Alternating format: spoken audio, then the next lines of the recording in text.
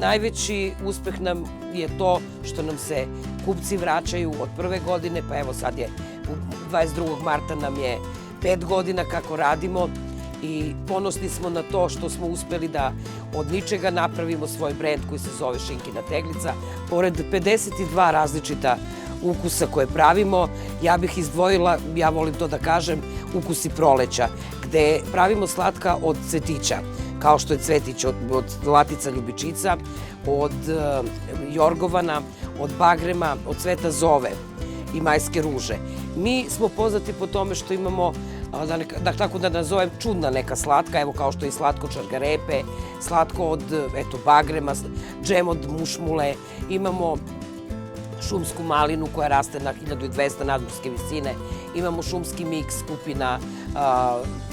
divlja kupina i borovnica, brusnicu i kupinu,